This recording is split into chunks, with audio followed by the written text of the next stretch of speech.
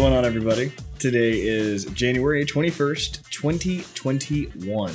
My name is Mike, and I will be the guide for you today. I am also here with Brian.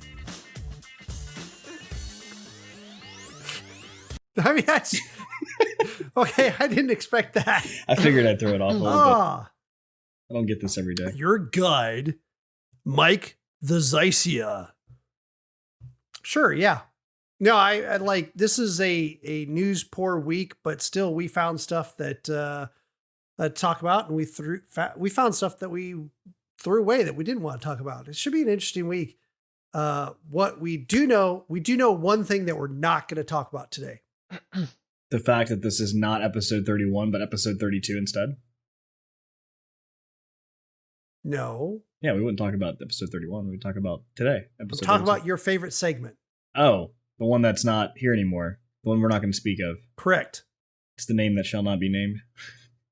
That one. Oh, yeah, we got Bruno here today. It starts with two letters and four numbers. Bruno's here today. Two letters and four numbers. I don't know what you guys could be talking about. That sounds like an incomplete title or something.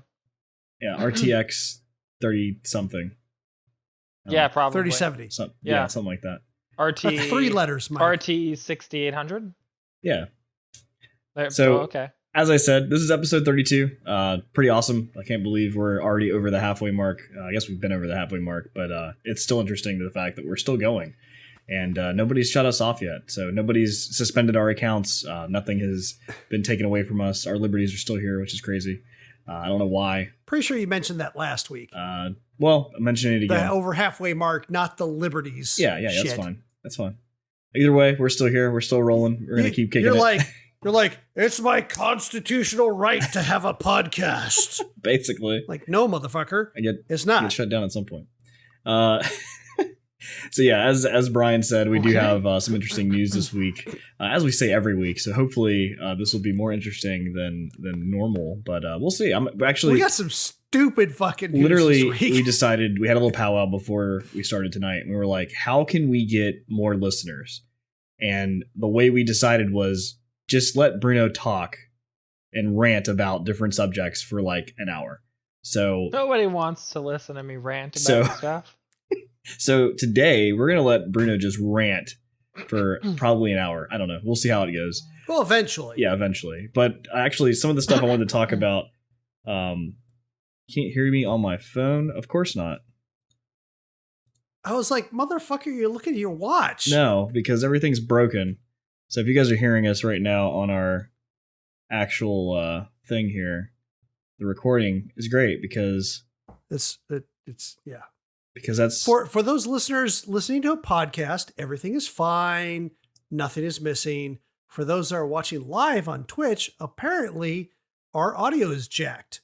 It should be fixed now, though. Just to prove Dymyrn right that we can never start this thing without a hitch. We really Something's got to go wrong. Mike's got to say the wrong date. I got to do some sort of weird intro. Mike's got to jack up the audio. Mike's got to say some off comment that's going to throw the rest of us off for like 5 minutes. So literally, something that Mike's going to do. Literally, for those watching, my constitutional right was taken away by my computer. It censored my own words. I think that means you censored yourself, you dumbass. Also, that has nothing to do with the constitutional right. So, disclaimer, if you are going to do any updates to your computer, I recommend don't do those. I did a Windows update yesterday, and actually it was Tuesday night. It was before we started doing our game of the moment. No. Again, yes. And right before we start to do something, you decide now is a good time to update all the software. So the reason I did it... Okay, no, actually, no, to be fair, the game wasn't working right for Mike, and he found the way to fix it. Forum post that, granted, was on the website of the developer. So there is some veracity there. Well, to be clear, the developer is Microsoft. Said, oh, you've got to go download this Microsoft update. And he's looking at his watch again for those that can't see him. Hilarious. So he goes and does this damn update. And then all of a sudden it just puts him in this cycle of freaking update his computer like for 30 freaking minutes. it I was get terrible. text messages, and that's how one of our viewers was like, "Hey, we can't hear you." So shout out to Daydrinker ATL. Thank you for that. If you're listening, Yes, that's great. Friend of the podcast. So ultimately, I just confirmed that we have audio working as well. So One of that's our a most second useful confirmation podcast besides members. your watch. yeah. So ultimately, don't do any sort of updates. Windows updates will destroy your computer, as I found out, and that's what also jacked us up today. So that's great. Avoid Windows updates You know- forever. Don't worry about the security concerns that come with it. Yeah, that's It'll be not totally really worth it. fine. Share your bank account Yeah. information online. Totally cool.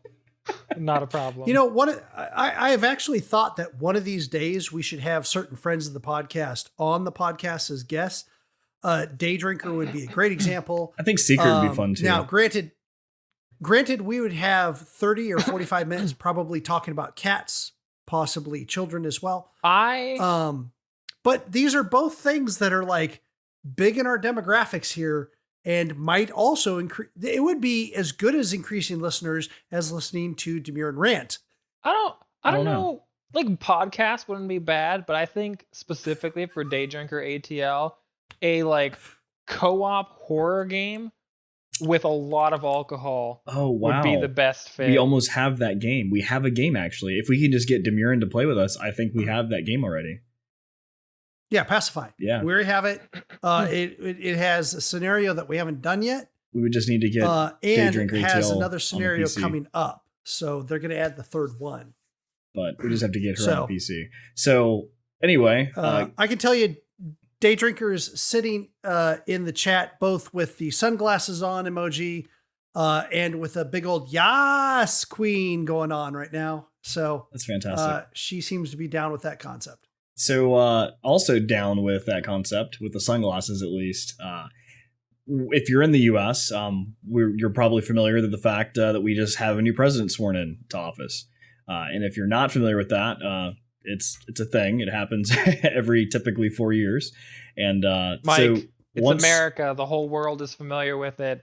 That's true. It's true. Move on. Okay. Anyway. That's egotistical. No, it's not. I'm from Canada. The news in other parts of the world never shuts the hell up about this country. You share a border with us. No, family in Portugal is posting on Facebook about this shit. And Portugal has no reason to care about America. Wow. Well, there you have it, folks. Yeah, but the European Union has everything to care about throwing out the previous clown in chief. So, well, anyway, so to go forward with the White House. So typically when there's a new administration that comes in, they do their whole White House page according to what they want to do. And what was really interesting is now this one, we kind of on Reddit post, hear me check my watch again, on Reddit post, they had found that there was actually a Verge article that posted this initially, but the whitehouse.gov actually has a dark mode and an accessibility for text as well. So if you haven't been there yet, I would definitely check it out. It's a really sleek, modern looking website. Very, very neat. Pretty sleek. And on the left hand side, there's the two options. You can do either dark mode, or you can also do text accessibility to make everything larger. So that was really neat. And then somebody on Reddit posted this that somebody on Twitter posted because, that's how things work.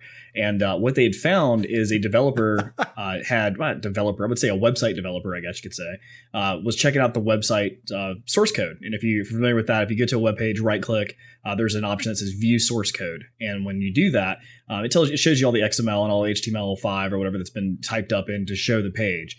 But at the top of the page, towards the top of the code for that website, there was a little Easter egg, and it said like, "Hey, if you're reading this, we need people like you. Apply here."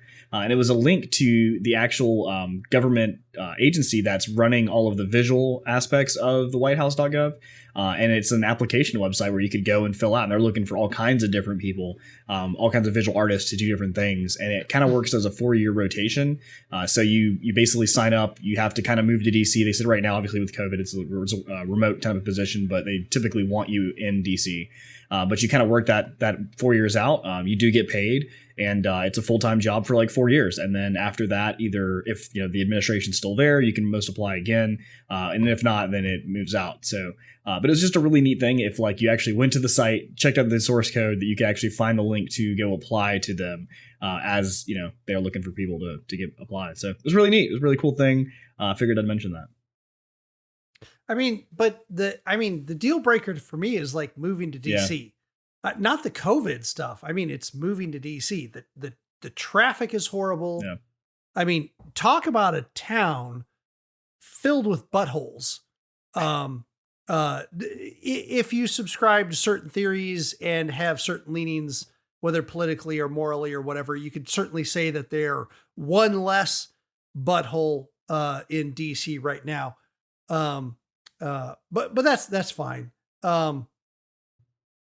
With buttholes, however, they're apparently that's been coming up in the news recently. You were just going this way for buttholes. Because apparently paleontologists, people who study dinosaurs, are super excited because now they actually get to find out what some dinosaur buttholes are like. Literally. Bit of an artist's rendition here on this one. But apparently they found a particular dinosaur fossil that, of course, with a fossil, that's, how they ended up in death, how they got changed to stone and preserved. So it's all depends on like how the mud encased them at that particular time. So it doesn't give them a lot of opportunity to study different parts of the anatomy of the dinosaur. And of course, they wanted to study, all parts of the dinosaur, trying to determine how they are at life, how they, maintain their family. That was some of the things that was not understood until recently, that they actually did, care for their young. They didn't just abandon them. Sea turtles are a good example of that one. However, it just so happens that they happen to find this fossil that was put in a compromising position at death, let's just say, and allowed them to do a little bit more study of the anatomy that they just hadn't seen as much before. So just kind of a little thing that I wanted to throw out there at the top that, for those that are dinosaur fanatics, now we know a little bit more about maybe things that some of us didn't want to know much more about. Oh, it's super interesting. Well, whatever. So real quick, shout out to our Australian listeners. We have recently are number 54 in Australia for gaming news podcast. So, hey, shout out to that.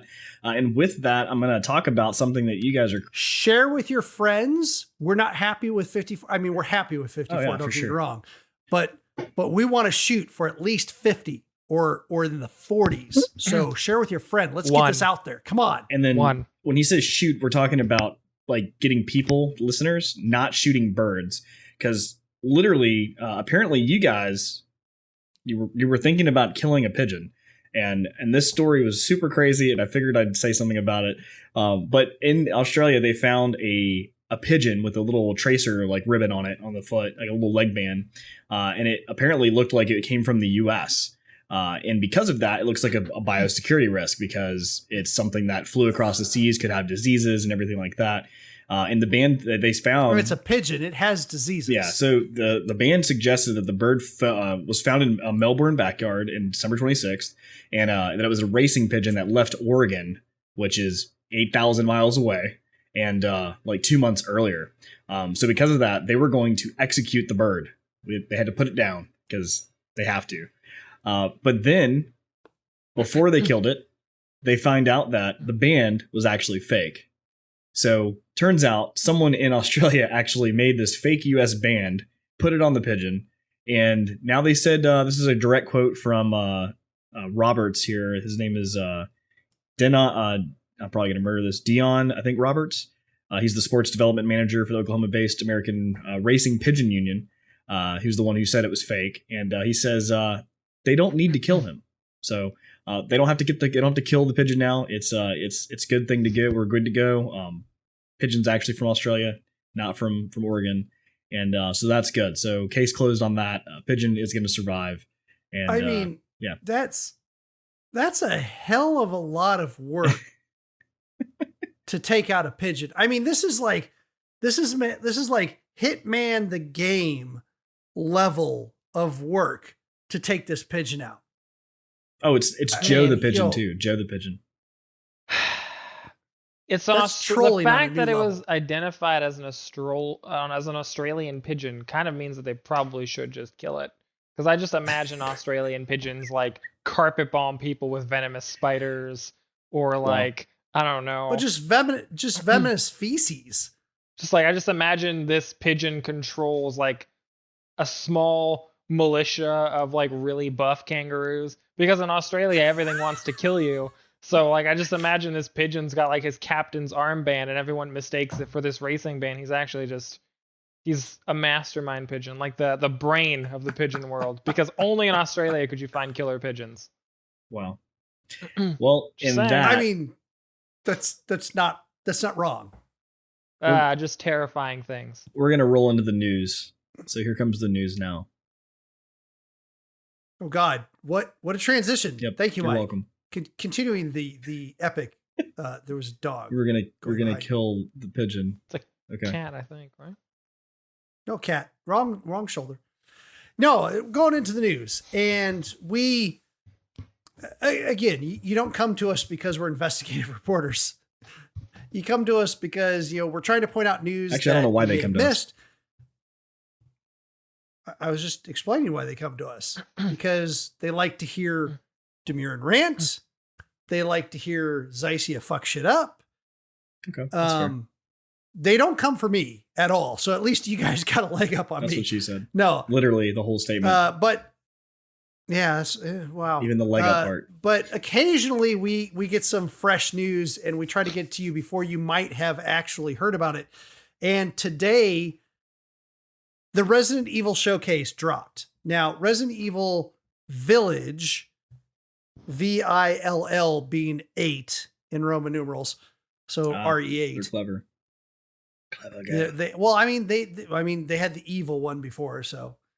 But yeah, Resident Evil Village had a trailer that dropped a little while ago, and people were super excited about it because there were vampires in it. There were vampire ladies in it. And I mean, it has to be said, there are a bunch of nerds out there that would go nuts over vampire ladies. However, they did a big old showcase today, and they went over a lot more information. So they reshowed the trailer. That was cool. They verified, which I think was already in the trailer, that you play as Ethan Winters, who is the protagonist from RE7, one of Xycia's favorite games that he played during the Halloween special that he did. Negative. We can't wait till next year when he extends the number of days that he does that. What? Yes, you heard it here first. No. He's going to be raising money again. He's going to be doing more sure. games and more days. I don't know about more games nights. or more nights. I don't think I agreed to any of that. There's only 4 4 weekends. nights of fear every week for 4 weeks. Yeah, I don't think any of that was there we go. upon. I mean, it's for charity, Mike. You got to do this. I get the charity part. The playing now. I don't know about that. Well, Yeah, I can't okay, about so that. yeah, Nights of there's Fear. vampires, but not only is there I mean, if you're gonna have vampires, right? If you're gonna have vampires, then you're gonna expect that the vampires are in a castle. And let me tell you, for as rundown and shitty looking that RE7 was, which was on purpose because you were in this rundown, like house. This looks amazeballs. Those look pretty I good. mean, the glinting of the gilded gold on the relief in the walls and the details in the fabrics, and it's just looks absolutely amazing. It is such a good looking game. So they were able to show that off. They showed off a little bit of the gameplay, both, just cinematic, where, you meet these vampire ladies and they, essentially fuck you up. They're very excited about getting some man blood, as they say it. Ouch. I would expect that they see them more often, but whatever. They showed a little bit of combat, but not a whole lot. It was very interesting in the combat that I saw where you shot some of these guys that had broadswords or axes. So I was really curious to see, like, ooh, that'd be interesting if you got some like melee weapons out of this. A big old sword. This guy's got a big old sword, nice shiny. I would love to be able to pick that up. And because ammo in Resident Evil is definitely, unless you're playing on easy mode, definitely a resource. Yeah, I mean, that's kind of been a like rare that resource since the beginning of Resident Evil. Yeah. So it'd be interesting to see use something that doesn't have, say, ammo, for instance, and just see how that works out. So this is it's very exciting. They got crafting in there. They talked about that. There has been crafting in some of the previous ones, so that's not too much new news, but they continue dropping new things. One of them is that right now, today, if you have a PlayStation 5, if you're one of the lucky people that has a PlayStation 5, So nobody. my God, have we talked about that before, right? But if you have a PlayStation 5, they dropped a PS5 demo for Resident Evil Village. And the interesting thing about this demo is it's not like you're playing the first 2 levels or 3 levels or chapters or whatever of Resident Evil Village. It's literally a standalone story called Maiden. And you play this different character, not Ethan Winters, called the Maiden. And I'm not sure if it's going to be a prequel story leading into the story of Resident Evil 8 or not. But that's kind of an interesting way to do the demo. That's free on PlayStation 5 right now. Now, they also said in spring that they're going to release what they called a separate demo. So I'm not sure if they're going to re-release the demo, the Maiden or not, or they're going to have, a completely different story, or they're just going to say, again, release the first couple of chapters Right. of I mean, so Resident Evil Village. that doesn't sound like a demo to me then, because if they're not showing the gameplay, it's not a demo, it's a different game. Well, they are showing the gameplay, but they're not showing the story. But it's not. They're not showing the story. same game. That is gameplay, though. Hmm. They're going to be able to show the same gameplay that you're able to play in Resident Evil 8. I don't know. That sounds like a way to get around like what happened to Cyberpunk now, where they're saying like, oh, the E3 demo is actually completely false and completely made up. Sounds like their way of getting around Well, that. E3's a different thing, and anyone who thinks E3 demos are real is like confused in the first place. Anyway, they're almost always running on PCs and not the actual, actual gameplay. This is going to be actual gameplay for this engine running on your own PlayStation 5. So it's just going to be a different story, so they don't give away story secrets. I mean, to me, that sounds like a very good demo, a demo of the engine, a demo of the technology, a demo of like what say the first person shooting is going to feel like, but not giving away the actual story itself. But they also said that, they're going to have a separate demo. Oh, I went away right before the spikes ate somebody. This is really great with the insects popping out of this guy's hand. You're going to love this, Dymyrn. Or I mean, Xycia. This insects just pop right out of his hand. Definitely got to play this next Halloween. It'd be awesome. Anyway. No, they did say they're going to have a separate demo that's going to release for all platforms in the spring. So even if you don't have a PlayStation 5 now, they're going to have all platforms demo later on. Whether it's the Maiden or not, they weren't very clear on. The entire game will be dropping on May 7th, 2021. It's going to be for PC, Xbox, and PlayStation, both last and current generation. So, day and date for all of those all at the same time. And then they had additional information, because then they talked about a different game. And the different game is RE-verse. And RE-verse. Yes, okay. reverse. But they were very specific that they called it RE-verse. And that is a first-person shooter, asymmetric play.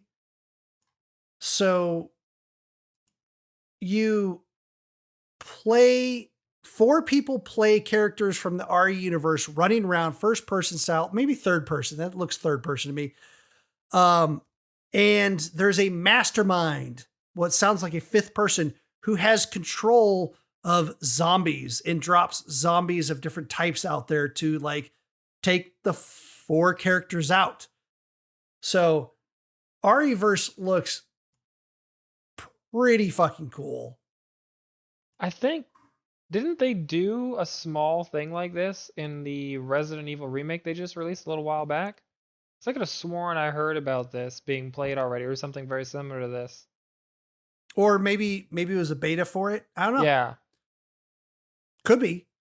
Or All like I know is they were saying there's like a they were card saying that mechanic this is to it, so oh yeah, there was it didn't seem very much cards here, but they definitely said that this is a new title, and interestingly enough, for those that are not Xycia, for those people who are actually fans of the Resident Evil universe, I saw that smile. I broke your poker face.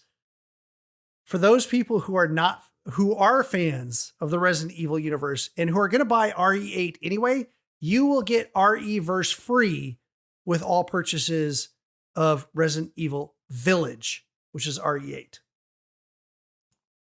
So pretty fun and full-packed Resident Evil showcase that they put on today, just mere hours before we started this podcast. Cutting edge.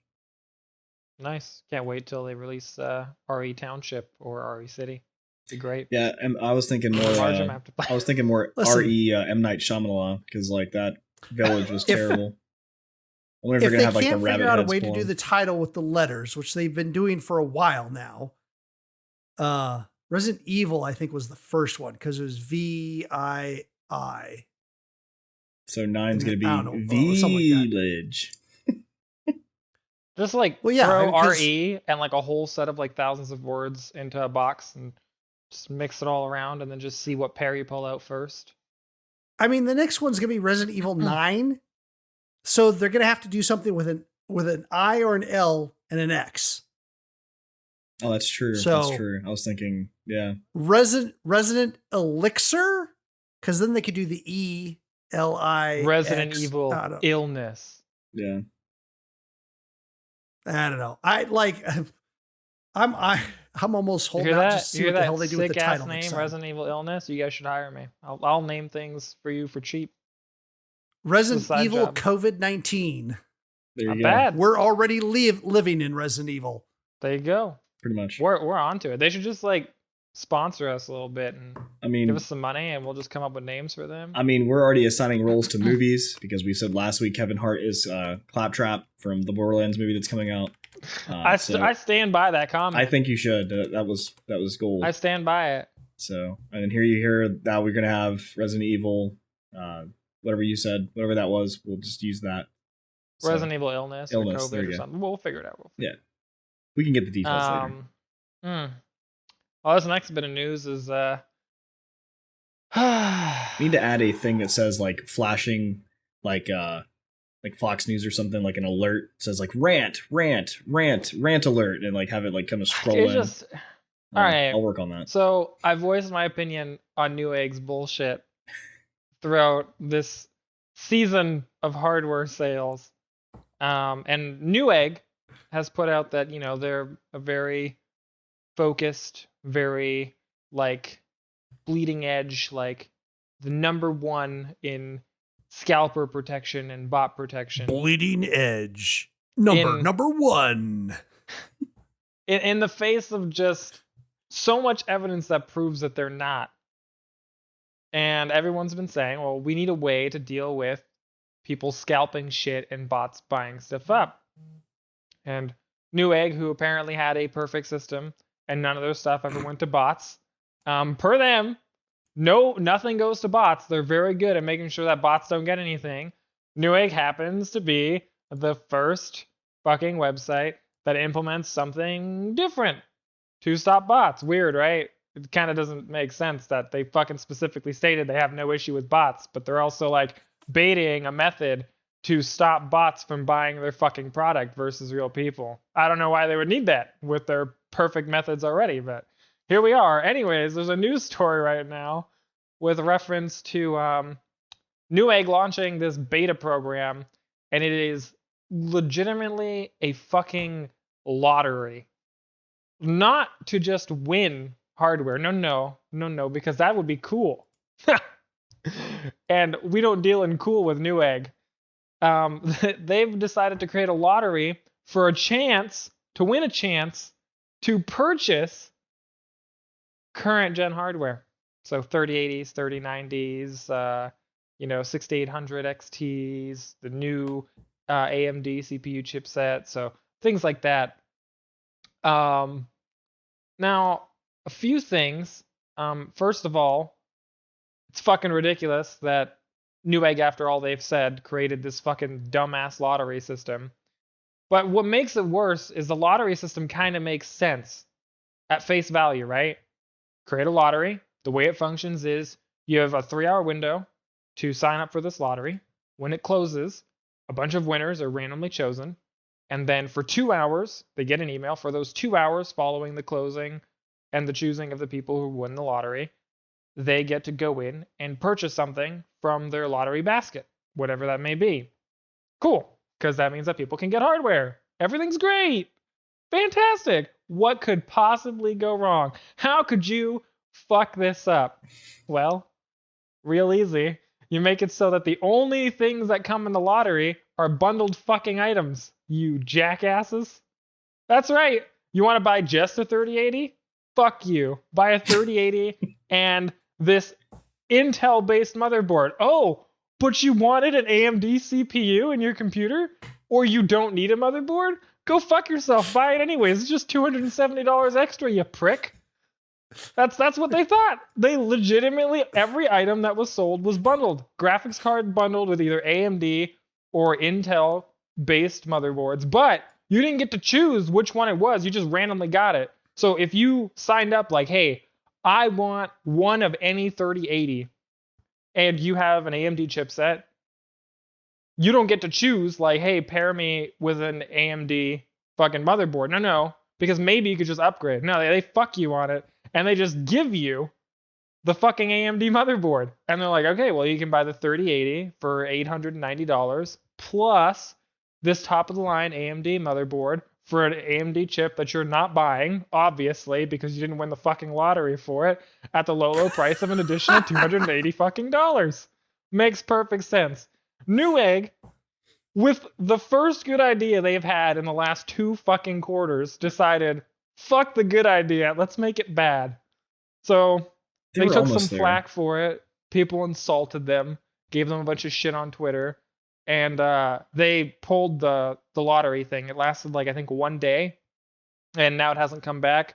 So, I mean, it was still a beta thing, so maybe they were just seeing, like, can we fuck with people this bad? Will people buy an extra $300 motherboard they don't need just to get a 3080?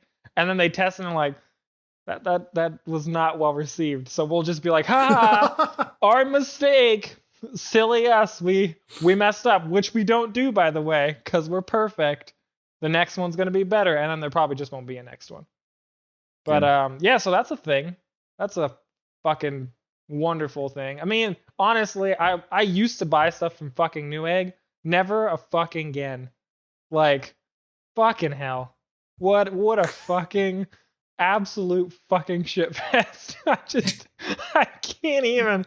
It's like, it's one of those things where you have to, like, actually observe it happening to fucking believe that it exists.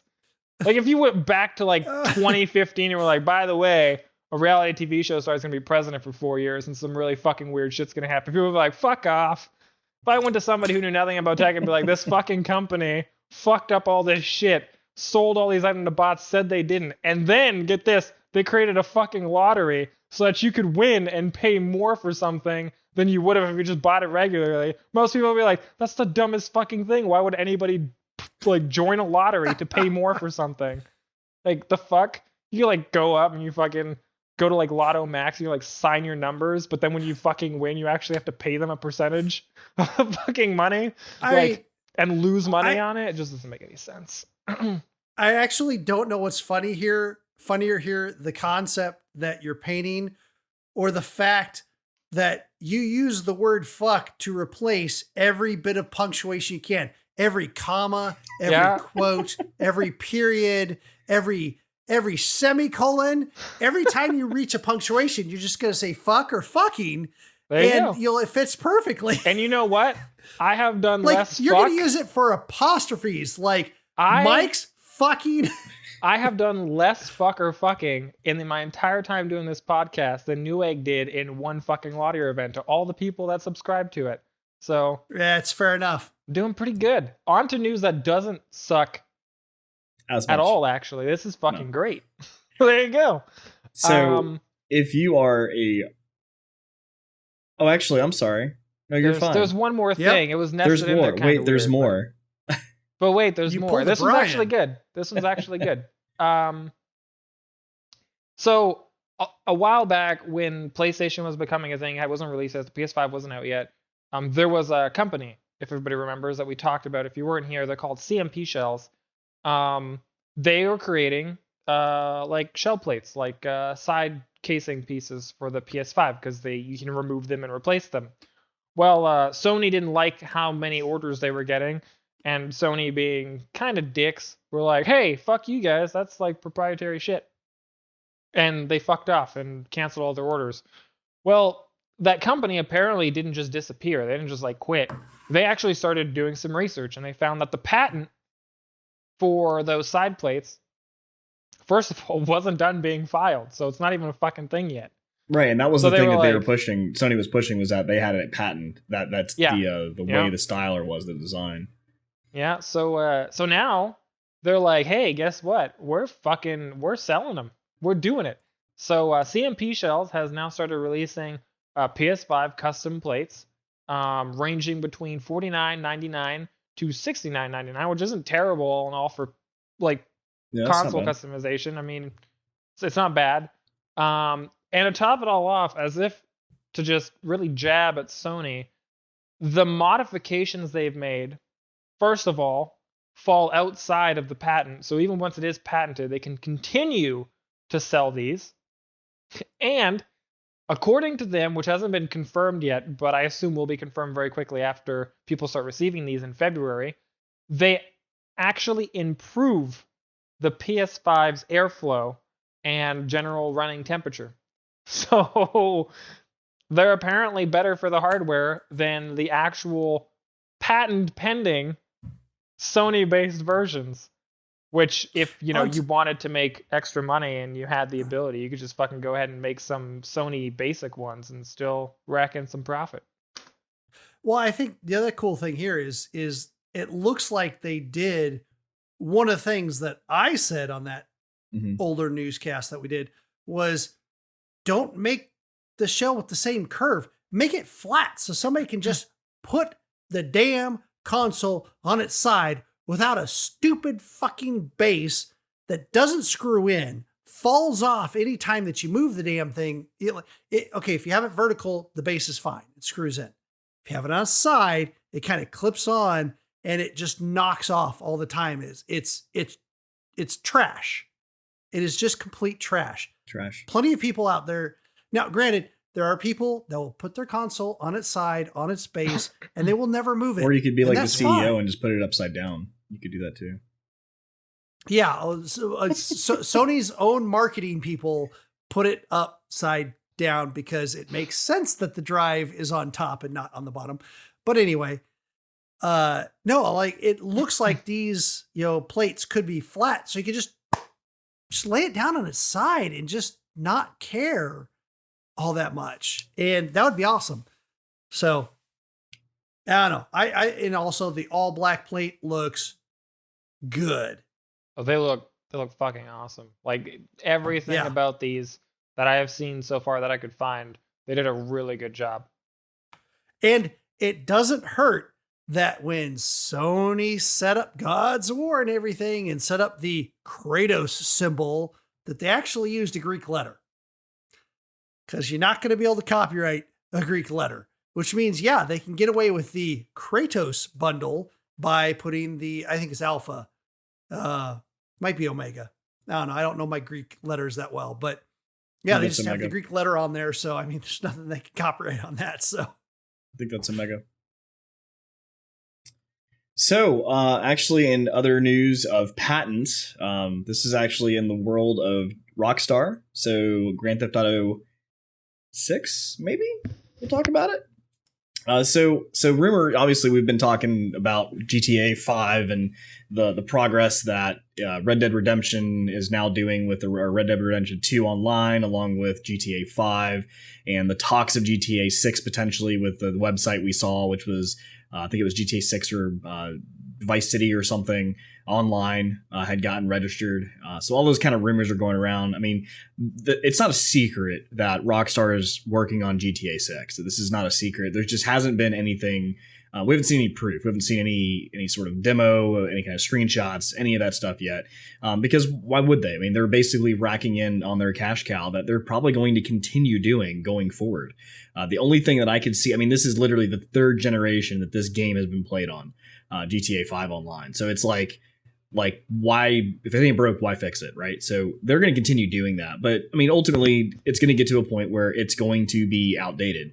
And GTA 6, I think, will pick up where that falls off. So, but like I said, we don't know anything about it as far as what the game's going to be. Is it going to be online? Is it going to be single player along with online? Or are they going to focus just online and make it like an MMO or something? I don't know. Whatever they're going to do. But in the patent world, so what just happened recently is so Take-Two Entertainment, and part of Rockstar, they had filed a patent for a new developed NPC system for navigation. The patent application actually says it's entitled System and Method for Virtual Navigation in a Gaming Environment. So that's actually what the patent had actually listed for. This is a IGN article. You can go through and read all of the fine details if you'd like. But basically, it says the new software is designed to create a realistic virtual world that is not limited by hardware and software limitations, which is still kind of vague, not really telling us too much. But what they're saying is it's based on the NPC behaviors from the current gen processors that they have and the memory bandwidth that these NPCs are having to use because of that. And I say NPCs are using like they're actual people or something. But the patent details like things like boats, cars, and like drivers throughout to try to help simulate more realistic traffic, essentially. They said the system also notes that each NPC can define its own specific characteristics for traversing the road nodes. So in this case, traffic would be increased because then now you'll have different types of drivers, essentially is what they're looking at. So some drivers could be slow, some could be fast, some could be irate, some could be reckless, some could be following the road. It's supposed to also help with like traffic jams and such, like not having a bunch of people pile up in the middle of the intersection because they would be sort of aware of what's happening. And because of all this, this is why people are starting to think this is more so for like the GTA 6 world, because I don't see them implementing this in GTA 5, something that's already kind of working. We're not going to just fix it if it's not broke, right? So with that, the virtual navigation and management of objects and multiplayer network gaming community, if the system is being designed for a multiplayer game, it raises the question if it's going to be GTA 6 online, which, again, we don't really know. But it's also described to work in a cloud networking communication environment as well with players' consoles. So it's very interesting to see what they're going to do with this. Other than the fact that it's going to do something with NPC traffic, the way that they're handling their vehicles, or at least navigating the roads in a sense. Maybe not even really like a real like gameplay game changer, more of just like something that will just help the aesthetics of the game to make it feel like the immersion's more immersed, like, or more real, I guess you could say. So that's what I was going to say, because that's one of the things that the game that shall not be named, CP 2077, people had problems with, like you'd turn away and traffic or NPCs would disappear, or traffic and NPCs would just pile up because something happened.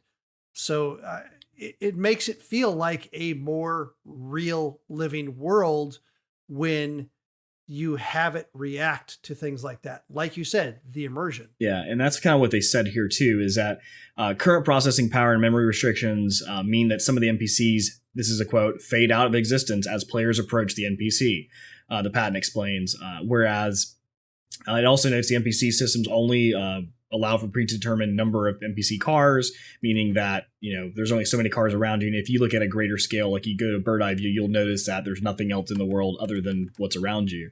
But with this kind of information, this will also help like you said, the way that the immersion is around you.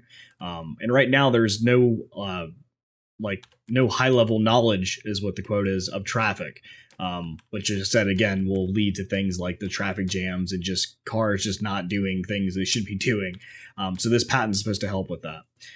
So along with that, there's also been on Reddit, someone posted the information they found, which when they were digging through the GTA 5 files, they were digging through Red Dead Redemption 2 files, and what they'd found was two things that were referenced to parachutes, which if you've ever played Red Dead Redemption, there's definitely no parachutes because there's no kind of flying vehicles. Like it's literally horseback and riding around the countryside. So a member of the GTA forum had discovered parachute animations in the in-game files of Red Dead Redemption 2.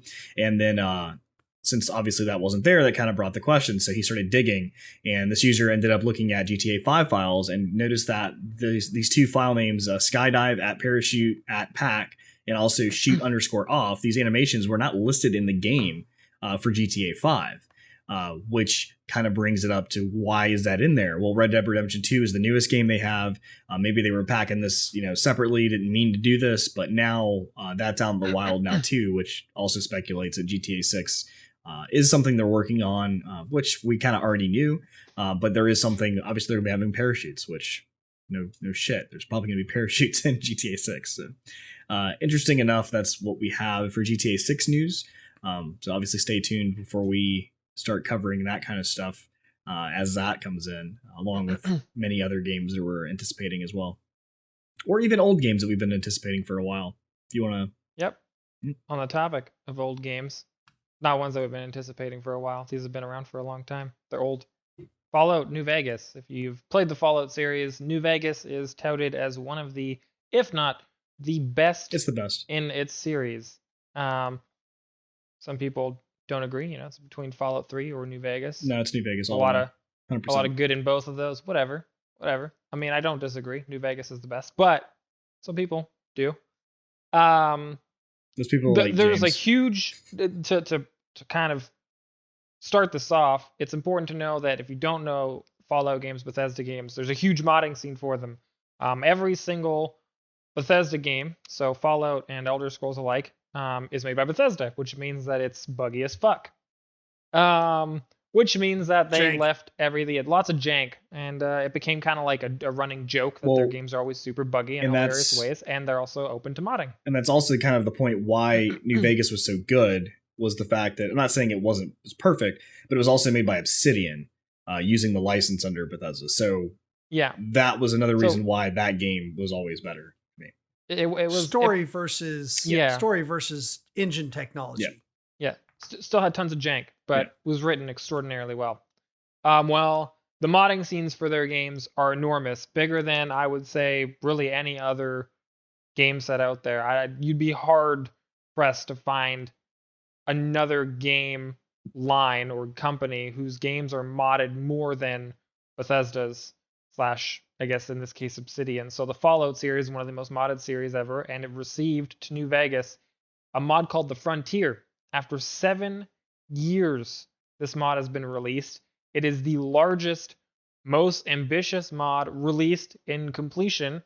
This article specifically actually states for Fallout New Vegas, but looking through it, it is actually the largest mod released for any of their games in completion. There are some other ones on the way with reference to like an Oblivion remake within like Skyrim, the open Fallout Skyrim. Within the Skyrim engine, correct? Yeah, sorry, not Fallout engine.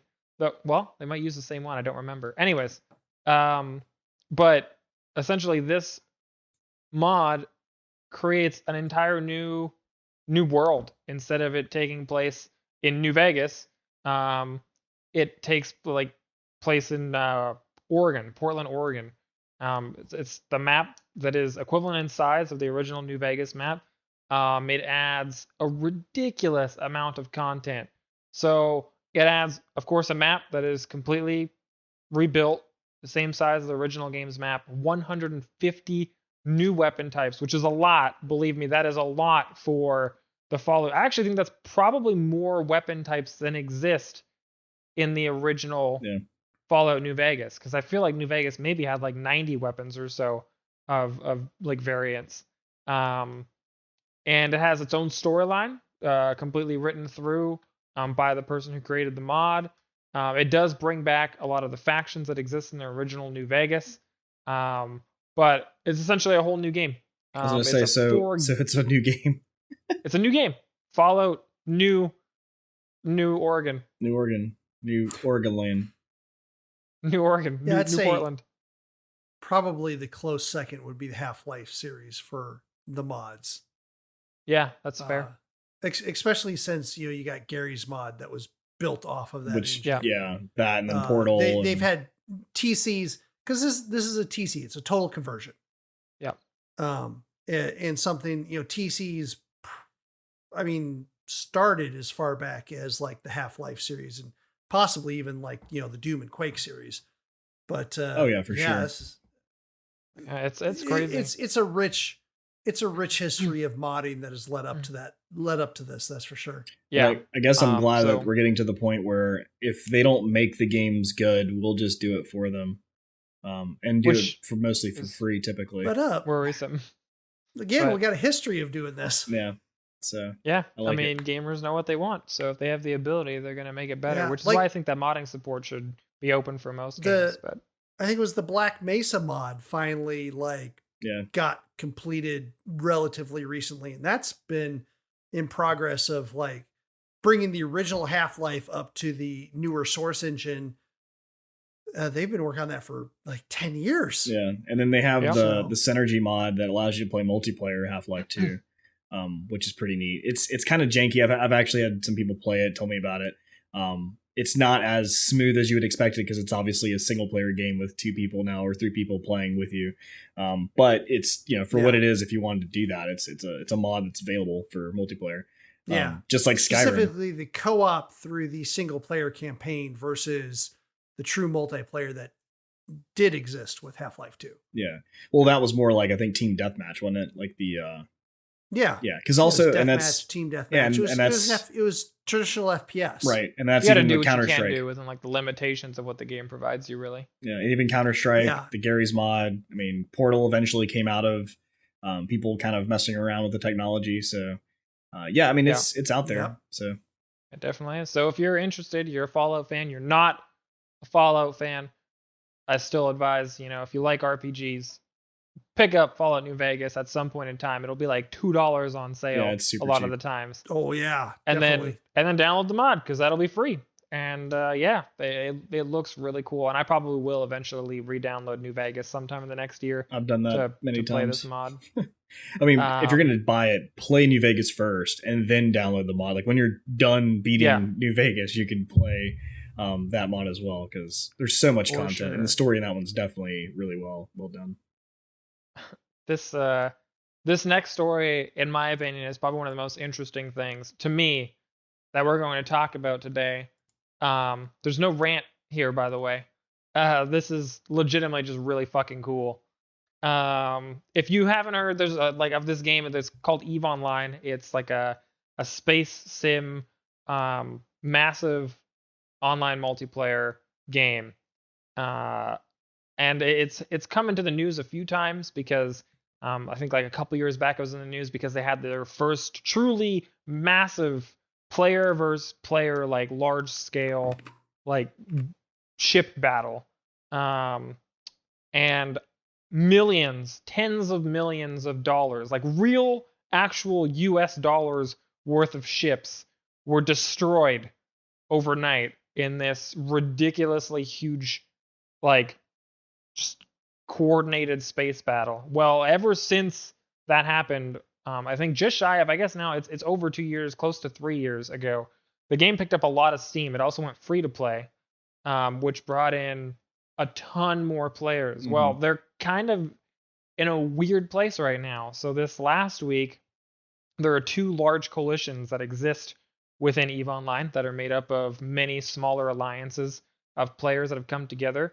One of them is known as PAPI. I don't know if they anticipate that being identified as Poppy, but we're going to call him Poppy for the sake of this because why not?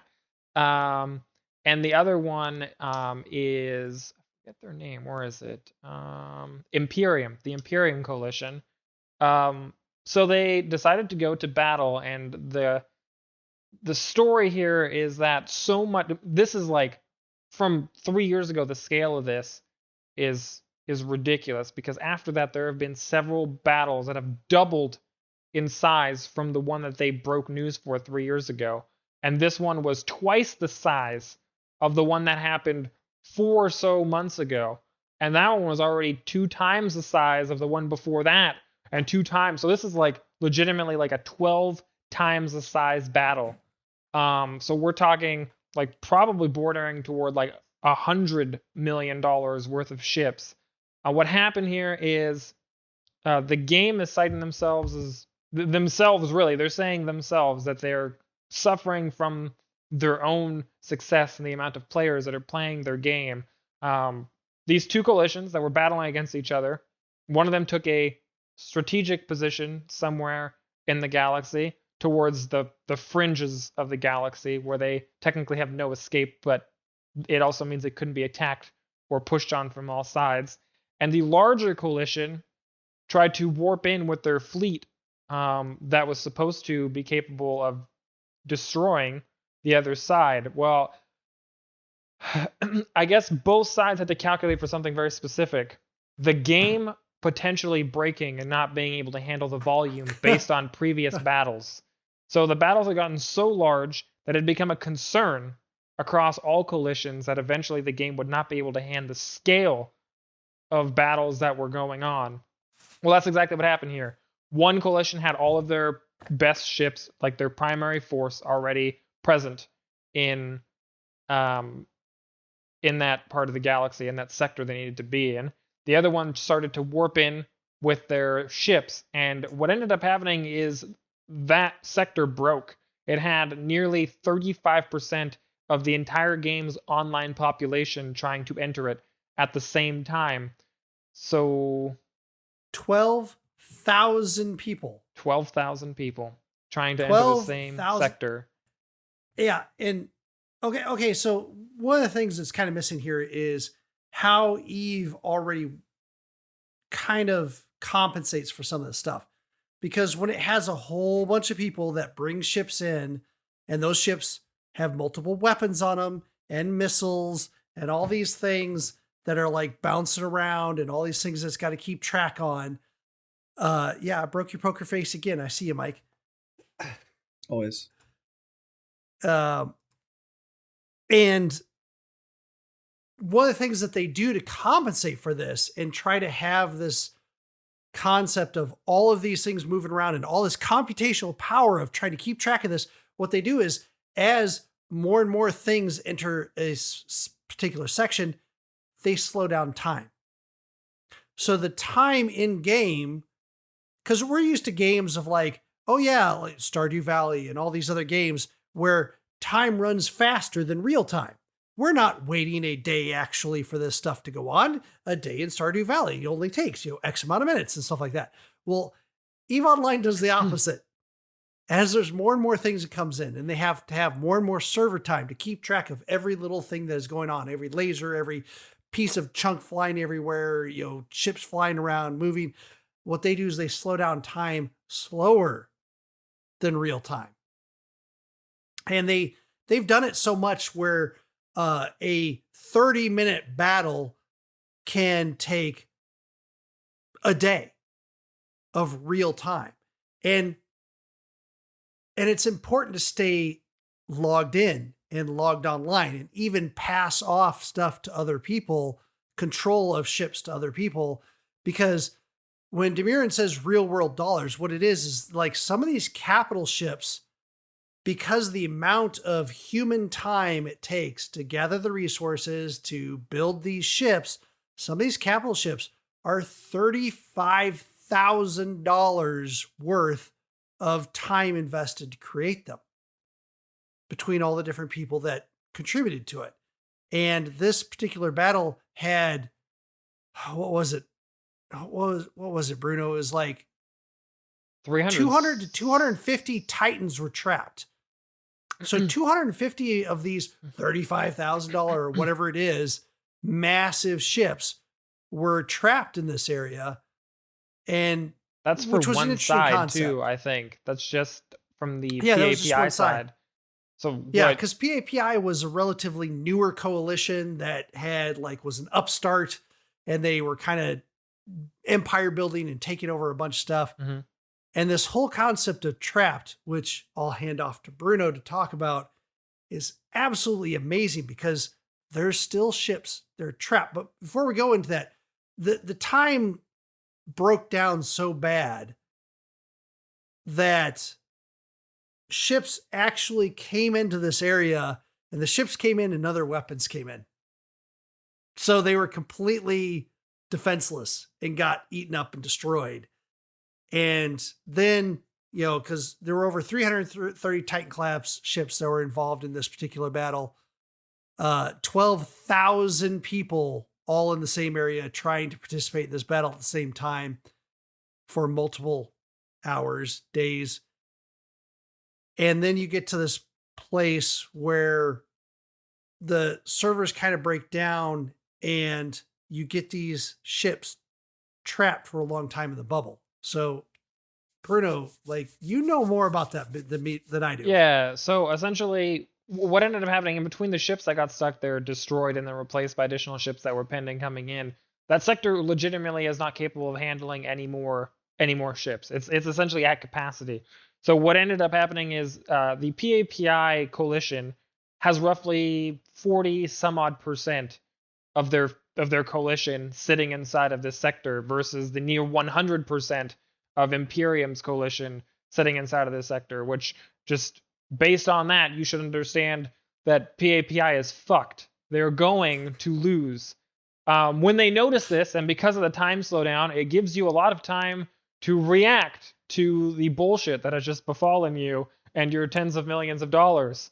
So realistically, in a perfect world for PAPI, 100% of their coalition would have come into this sector, and they would have had a long and hard fought battle against the Imperium coalition, who did have the better footing, but they would have inevitably won, is what they essentially figured would happen.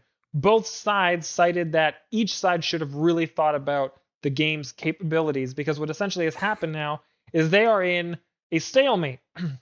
And that comes from the fact that there was time to react. So the 45-ish% of the PAPI coalition did what any normal person who is about to lose potentially $35,000 a ship worth of work would do.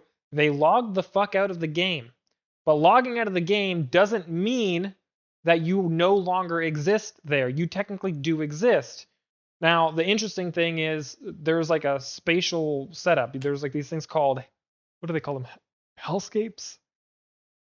Yeah, I think that was what it was called. Yeah, so essentially you can trap somebody. You can trap another set of ships in your sector if you essentially wall them in. You come in with a massive force. They're in a specific part of the sector. You have a hell camp. You have a range of influence. You create this 3-dimensional fucking wall in space, and you're like, fuck you, you can't pass. Which means even if they're logged off, those people are technically still stuck there. It's never really an issue because there's not really ever these many people in a sector to begin with. And if there is, odds are shit tons of people are just going to die and the fight's going to end.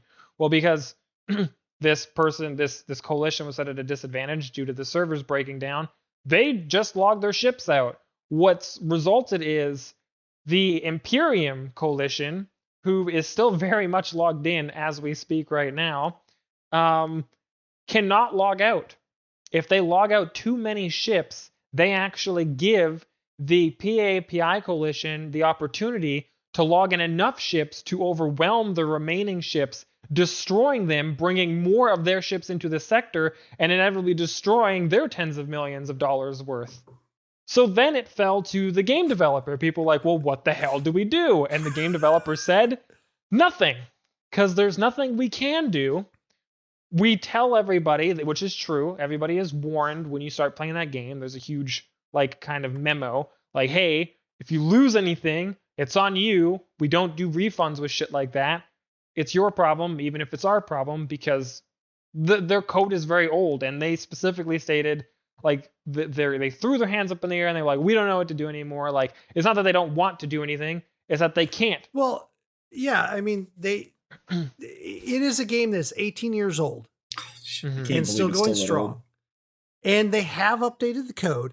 And it's not that they won't do anything and they can't do anything. It's just that they can't do anything now. Yeah. That the hardware and the software probably won't catch up to what these people are trying to do for like 2 to 3 years. They literally said, hey, we want to continue this journey. And this is the quote in the Polygon article. Mm-hmm. And we want to make sure that there are battles that can be more dramatic, that feelings can flow and emotions can take control. And ultimately, our ultimate goal is that we are the backdrop to these emotions. We're not the reason for them. Mm-hmm. However, this is something that is going to take some time for them to get caught up with the code and the hardware where they can support this kind of thing. So it's hilarious that this is happening. And with that in mind, it legitimately means that nothing is going to change. Both coalitions are stuck in this stalemate. Neither of them wants to lose or potentially can't afford to lose. And as such, there's no end in sight. There's legitimately just hundreds, thousands of players who are currently spending their days rotating logins to make sure that they don't lose. And that also means that there are thousands of players from the PAPI coalition who are not playing the game they like because they can't, because their accounts are currently tied up in this sector where if they log in, their ships will be instantaneously destroyed. Which brings on one of the other fascinating parts of EVE, which is that, you can tag people so that they have the ability to control ships and have control over corporation and funds of the corporation and resources and all these things that you can't do it by yourself. So you have to delegate some of these duties to other people. And there's been this entire espionage part of EVE in the past. That's the part I was going to talk about. People have been deep moles that have logged that they've pretended to be part of this coalition and then for years, and they've rose to such a state of power that they controlled entire systems. And then when they got to that power, they said, fuck you, I'm actually working for the other side. And they just cede all of their stuff to another coalition, like within hours. And then all of a sudden people are going, what the hell has just happened? And people are logging on going, oh my God, I can't control anything. And all this stuff went to it's like, it's fascinating. It's a whole absolutely level, fascinating, sure. All that stuff. And it's just it is absolutely amazing that this thing exists the way it does. It is everything that Star Citizen hopes to be and never will be, because it just can't. And literally spy, literally espionage, and it doesn't even stop to in game. There has been people that in the real world have found out where people live and like go to their house and try to do things like cut power lines. It's like Ready Player One at this point. Like they legit in the real world try to fuck with people's shit at their house so that they get logged out so someone else can take control and move control of something to someone else. Yeah. I mean, I have played EVE for a tiny, tiny little bit. It is infinitely more fascinating just to read the articles about it and just go, holy shit, these people are serious about this shit. That's the point I was going to make. So if you've never played EVE online and you're listening to this and you're thinking like, wow, this sounds amazing. Take this with a grain of salt. These stories that we're telling you are to me, in my own opinion, are what the exciting parts about EVE Online is. EVE Online, when you do play, like you said, it's free to play now. You get a really basic trader ship. And what you do is you're basically an Amazon carrier. You're just moving shit from one place to another, and you're grinding. It's very, very, very, very grinding. Where you're grinding this, like going here to pick up a piece, come back and you deliver it, and you get a little bit of gold or a little bit of whatever the currency is. And it's a really, or you can hunt pirates. Yeah, or there's a bunch of things you can do. But to even get to that point, you really have to like grind. Little itty bitty pits. So it takes a long time, or real life money if you want to pay upgrade fees. Like you can pay for different things, get better ships and stuff. But if you play for free and you try to grind your way up, it's going to take a long time. So hearing these stories, Which is why people join coalitions, which is really cool. And they legit get assigned jobs in that coalition. Yeah. I mean, that's the reason why I couldn't play it. It literally is a second job. Yep. I know friends that play constantly. And so all right, well, that is the end of our news segment. So give us a few minutes and listen to a word from our sponsors, and we'll be right back. And we're back. So here's our segment on what we've been playing. And we've been playing kind of the same games. We did play a little bit on Game of the Moment this Tuesday. We're still missing Bruno. He hasn't been able to join us yet because he's still raiding in the WoW world. So that is a game he is playing, but we probably won't talk about it too much because I guess nothing exciting has really happened there. But this Tuesday just passed, Game of the Moment, we actually played Doom Eternal. There's a battle mode that you can actually play on Doom Eternal. And what it is a up to 3 player battle mode. What it is there's one human or one slayer, and then there's 2 monsters or demons that you play. And luckily for us, since we were a 2-man team, me and Brian, we got paired up with a random third person who was the slayer. And what it is, as the monsters, there's different. We found our unicorn. Yeah, there's different types of demons, so you can pick different, like basically different classes. They have different abilities and different things they can do. And then the Slayer has their own abilities and things they can do. And you start the map, and what it is the Slayer is trying to kill the 2 demons, so me and Brian trying to kill us. But at the same time, there's also other demons that art demons can spawn in. So they're not only focused on trying to kill us, they're trying to focus on kill and stay alive, really, is what they're focusing on, while trying to kill us at the same time. So some of our abilities are pretty neat. Like we had demon spawns, like we had this one that was like a glow or a box that we could throw down that was like anti-health. So if like we could pin that person into radiation. Like radiation, we could pin him into a corner and throw that down, and then like he had to go through it, or maybe he could just sit in it while we're just like nailing him with all this radiation plus like other monsters or demons and stuff. And then one of the demons that I picked was like a flying demon, so I could like stay up in the air. And I was kind of like, I think you said at one point, I was like, just like, I don't know what you said, but basically I was just raining down just like attacks basically from the air, and like he couldn't really do anything because he was worried about you on the ground with all the other demons, and I was just kind of just raining hell. We literally juggled them between the 2 of us, where I think we had a radiation field down, and you were bouncing him one way, and I was bouncing him the other way, so he wasn't able to move. That was like our shining moment of the whole thing. And the rest of the time he just ate us for lunch. Yeah, I think we cleared that round in like 15 seconds.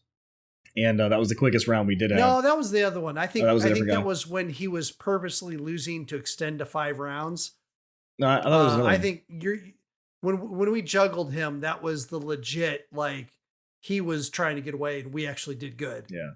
But there was a couple of times we did good. It was an interesting game. It was it was better than I expected for that type of game mode. It was definitely fast paced, definitely still very glitched like the original Doom multiplayer. It wasn't so much PvP against like everybody for themselves, but it was very glitch, very fast. And then a lot of abilities and things you're trying to do on the fly. Because another thing we could do is also block the Slayer's power-ups. So we would, if we did it the right way, we could block him from actually gaining ability like his armor and things like that. And then also throwing down demons, trying to like, lure him into certain ways so we could kind of pin him in a certain area. But there's all these teleports around the map, so he could teleport different places, and we're trying to like, focus on what he's doing, and then he comes up behind us and all kinds of fun stuff. But yeah, very different. Definitely interesting. It's on Xbox Game Pass for free if you want to play it. And I didn't look it up for Steam, but is it even on Steam? I think it may not even be on Steam. Oh, Well, Doom is, yes. Oh, it is, okay. And this comes with Doom. But it's definitely free on Xbox Game Pass, and on Steam currently it is. Waiting for Brian. $59.99 for Doom Eternal. Okay, so it's still about $60. So you're still gonna play. I mean, it's a AAA game. You're gonna get good enjoyment out of it. And the battle mode is just literally a secondary part of that. It's the multiplayer of the game, which is not even the regular game.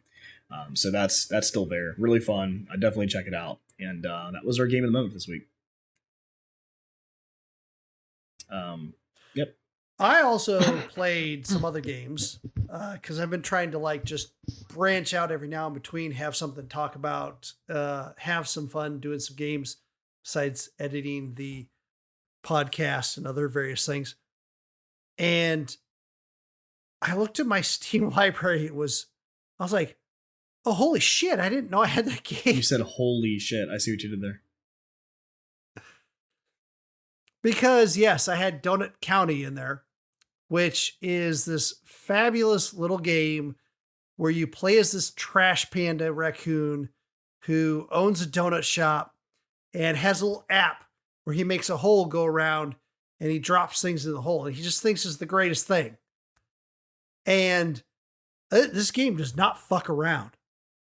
Like, you drop stuff down and then immediately, like after you, like, not even 10 minutes in the game, all of a sudden it says, now you're 999 feet below the, town. And here's all these town people. And here's you and the raccoon and your best friend. And you're like, I can't believe you crushed my quadcopter. And she's like, I can't believe you pulled half the town down here. What the were you thinking? And it just goes right in the story about like the consequences of like this, what you thought was just this innocent little hole that you're moving around and popping things down into like in this, like you had no clue. And that it had real world consequences, as it were, and goes places from there, especially since this raccoon, just like people that we've seen recently, refuses to admit anything wrong on his side and takes everything that you say is negative and spins it positively. Dymyrn, I think I broke Dymyrn. I think you did. But it's fascinating. It's great. I mean, he's like, oh, what I saw there is I got this couple back together and saved the town from these unstable fireworks that I like dropped down into the hole. And this youth, I like put him on the adventure of a lifetime as I sent his hot air balloon off in the air. And there's cool mechanics too. There's like, I'm not too far in, but there's things where you like suck down a campfire and then all of a sudden smoke and hot air is coming out of the hole. And that allows you to blow certain things up in the air. And then later you do that. And then you can bring down like briquettes from a barbecue, a grill. And those briquettes, when they fall in the hole, they have flames that shoot out. And then that allows you to like burn up certain things from trees and release fruits and stuff, which increase your hole size. I think the best was the bunnies. You went to this place of like this couple that moved out to the sticks to like watch the bunnies. And you just move the hole around and a bunny falls in. Because you have this giant carrot that like causes it to come down off of one of the big rocks on the bluff. It's very deserty. And then you move the giant carrot around to another location, which caused a bunny to jump out a little bit further. And then you had him jump up and out of his pen. And then he gets that giant. And then you have that bunny fall into the hole. But of course, everybody knows what happens when you get two bunnies together. You get a whole bunch of other bunnies. So all of a sudden, all these little hearts start popping out of the hole and the hole starts increasing in size without you pulling anything down in it, just because the bunnies are fucking like bunnies down the bottom of that hole and making more bunnies. And then even at one point you shoot all the bunnies back out again. You see a bunch of the parent bunnies and a bunch of little bunnies all shooting out. And it's a fun little game. I very much recommend checking it out. I can't remember. I thought it was showing up on Game Pass recently. So you might be able to check it out on Game Pass. It is $12.99 on Steam. If you check it out on Steam, if you happen to get on Game Pass, you'll probably play through the whole thing free before it drops off Game Pass. Super fun, easy to play game with some dark twists. And apparently Daydrinker's a fan. Fair enough. Sick. Time for your plug, Bruno. What about you? All right, well, we're going from super fun, simple to play to super fun, overly complicated, and not fucking simple at all to play. Path of Exile. If you haven't heard of this game, but you potentially have heard of a game that inspired it, which is the Diablo series by Blizzard. It is a like isometric view. It's an action RPG in an isometric view where you create builds with your characters, progress through a story, of course, and the most important part is kill infinite, and I mean infinite, hordes of monsters, all really at the end of it with the intent of completing as much of the content in the game as exists and making your character the most ridiculous fucking ball of destruction that you can possibly imagine. Now, action RPGs they all have a similar formula of a lot of freedom in what you do with reference to how you design your character. And when I say that, I mean things that they're designed in a way that things that the developers don't really think might end up being made into a build will end up being made into a build, and they'll have to tweak it at a future date because there's that much freedom. Well, Diablo as a game restricted some of that freedom, and Path of Exile released a little whiles after Diablo 3, and they were like, we're going to put that freedom back in, and then we're going to get that freedom hooked on crack. And now you have Path of Exile, where the passive skill tree, which has a massive influence on how your character develops, has over 1,200 nodes to choose from. There are hundreds, and I mean many hundreds of different skills in the game.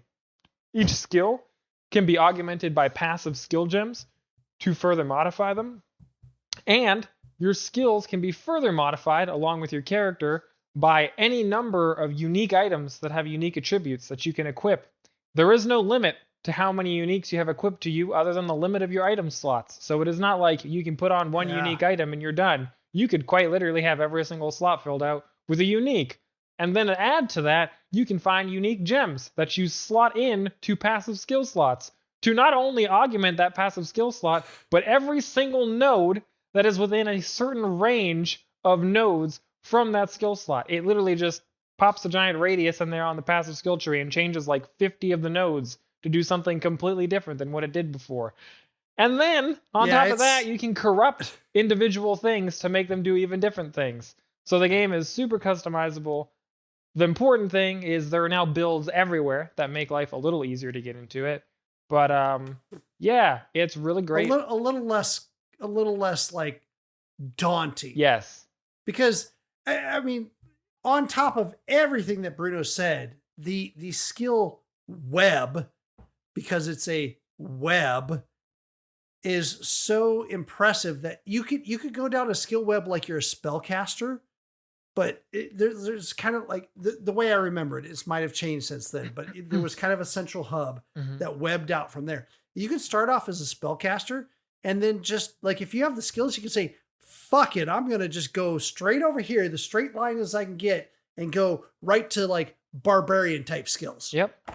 It's just because you want to. The class you choose. There's no real, there's no limit on class. You can just like go wherever the hell you want. Yeah.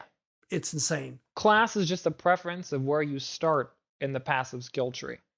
And to give you an example, in case you're wondering how customizable some of these things are, let's say you have a very simple ability, like ice shot. So you shoot one bolt of ice. Cool. You shoot a big bolt of elemental ice. Well, then you take that and you find a piece of gear that has 6 sockets that are linked, which is rare. But let's say you have it. you put that ice shot in there, and then you put greater projectiles. Well, now you don't shoot one ice shot, you shoot 5 of them every single time you attack with that ability. And then you go, okay, well, that's cool, but let me put fork on it.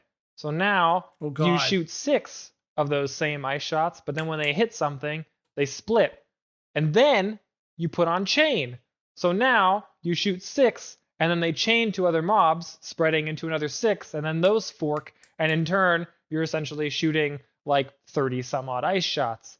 But then you put cascade on it. So every time it hits something, it cascades, which means it essentially is recasting itself. And then to finish it all off, you put trigger skill on damage taken. So every time you get hit, that ability launches and shoots 112 arrows out from your body. And now you have 1 skill in Path of Exile. Congratulations. And now you're like super lethal Elsa. There you go.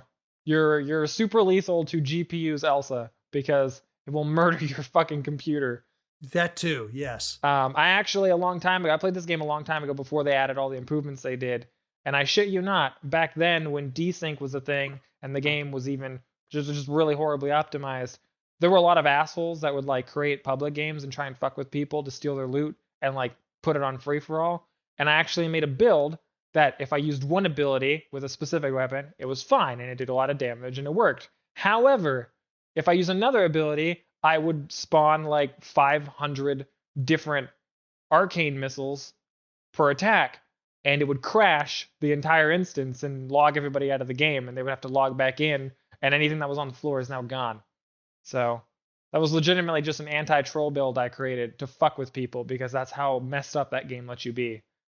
Since then, they've fixed a lot of those things, but like the build I'm running right now, I spawn corpses, and then those corpses explode into giant fireballs that have their own AI and seek out other things. And then when they kill things, those corpses spawn more fireballs that seek out more things and kill them.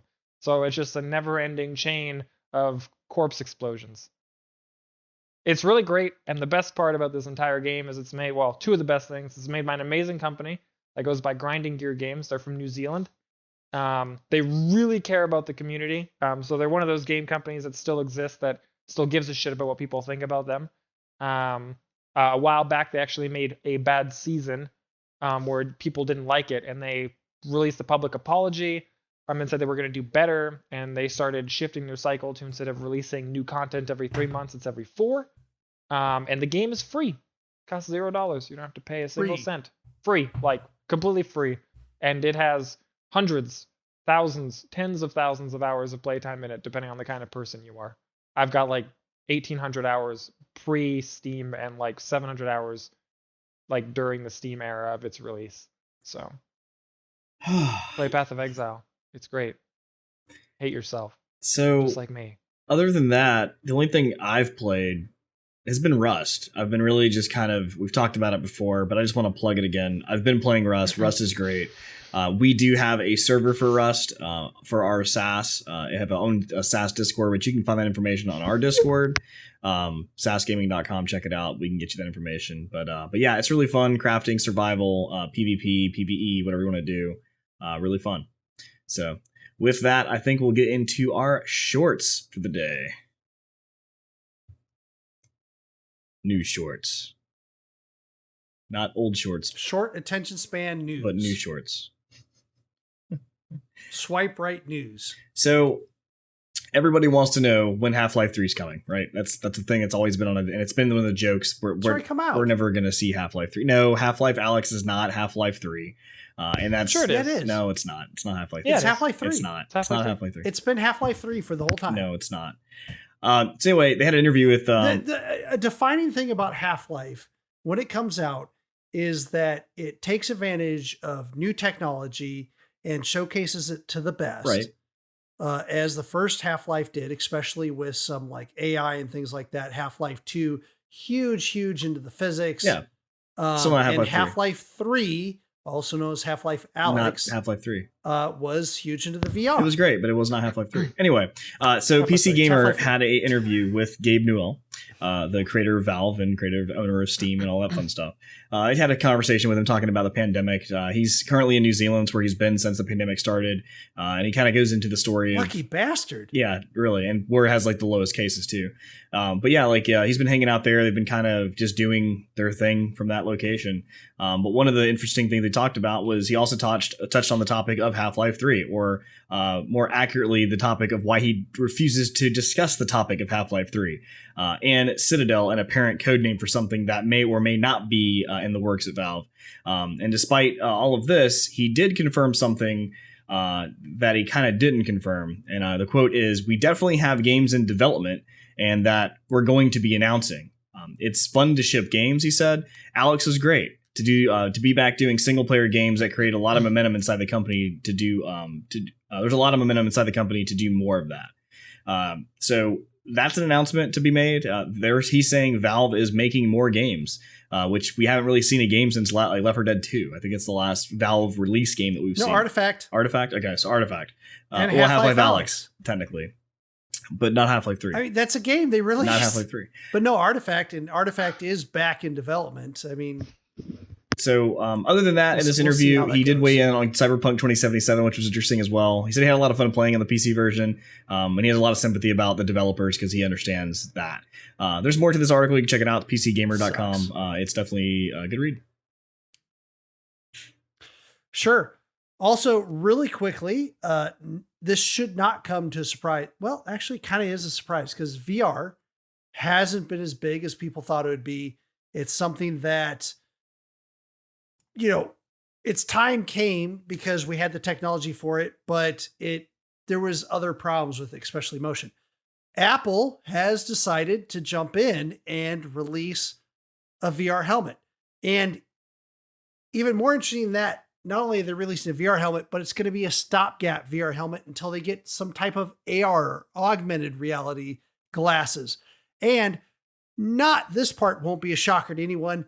It's Apple. So they are going to release their product more expensive than other competing products. So probably more than $900. This should be interesting. It's codenamed, like N301. It's right in the prototype stage right now, so it probably won't be out. 2023 is what we're guessing, what the article for Bloomberg's guessing, but be interesting to see. Yikes. Yeah, cool. Interesting.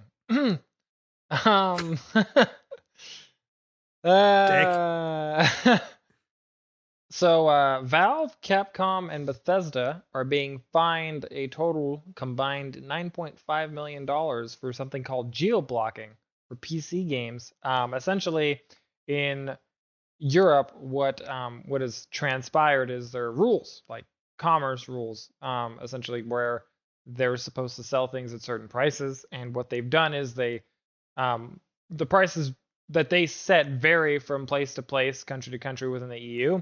And these companies specifically decided to go against the law and lock people into purchasing games in the most expensive local currency that they could find, based on the person's geographical location, instead of letting them purchase it at the cheapest price within the EU, which is against the law. So lo and behold, they are getting charged for being shitty, and the total comes out to $9.5 million US. Which is not really enough, in my opinion, but so be it. But yeah, just like a small story of at least some justice served towards those larger game developers, including, again, Valve, Capcom, and Bethesda, and then some other smaller companies. Apparently Koch Media. That was weird. All right, so other news, we have, so there was a demo cartridge found from the Nintendo world. It was a Nintendo 64 demo cartridge, which came along with Nintendo's Racer F-Zero X. The demo was apparently partially saved over, but there was some information that was left on it for the Legend of Zelda Ocarina of Time world. So what happened was there was a site called Forest of Illusion, which is dedicated to preserving Nintendo's history. And what they found on this cartridge is that there was actually some of the Legend of Zelda Ocarina of Time demo that was actually different than the game's actual release. One of those things was a medallion called the Soul Medallion that allowed Link to turn into Navi and fly around. Other things like shoot fire arrow projectiles, also cloak yourself into darkness to escape enemies. One of the things was there was also a simplified Kakariko village. There was a different Hyrulean map. Pegasus boots that also returned. You could also ride Epona earlier in the game. And the other thing is fans have been translating some of the text they found in the game, which actually changed the plot. For instance, the Deku tree was originally supposed to be a prison for Navi and other fairies that Link was going to break them out of. So interesting stuff found there. There's probably still more to come, but yeah, check it out. Also in Nintendo news, Nintendo has been part of leaks recently. We had the great Giga leak back in the past that has led to a lot of things. And typically it's like some other company or some other party that is leaking it. Well, this time the official Nintendo website might have accidentally leaked a new Nintendo Switch and Nintendo Switch Lite game. Apparently there's a game coming out called Republic, which they accidentally put on their website a bit too early. It's not supposed to be coming out till looks like February 25th for about $10. So kind of funny that they leaked their own stuff this time. It does happen. They'll just say it didn't happen. It's fine. In other news, back to Twitch and the PogChamp. As we talked about before, they decided to change PogChamp based on the person behind it was caught into some of the egging on of the whole racial injustice kind of thing going on. So they decided to go with one of the ideas was changing it every 24 hours to a new Twitch user. So to give publicity out to those users.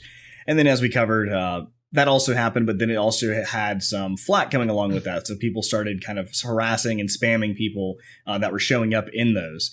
So all of a sudden, the next day, instead of having another new Twitch user as the emote, they actually released Komodo Hype, which, if you're not familiar, looks just like the Pog emote, except it's as lizard.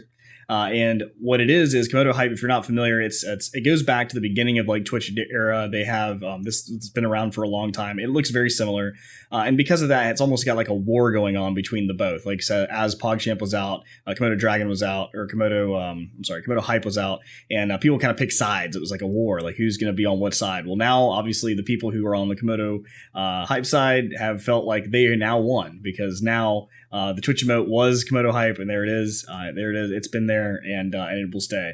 But actually, no, as of today, it's already changed again to a cat, as we saw earlier. But just interesting to note because they've changed it from people now to just random emotes.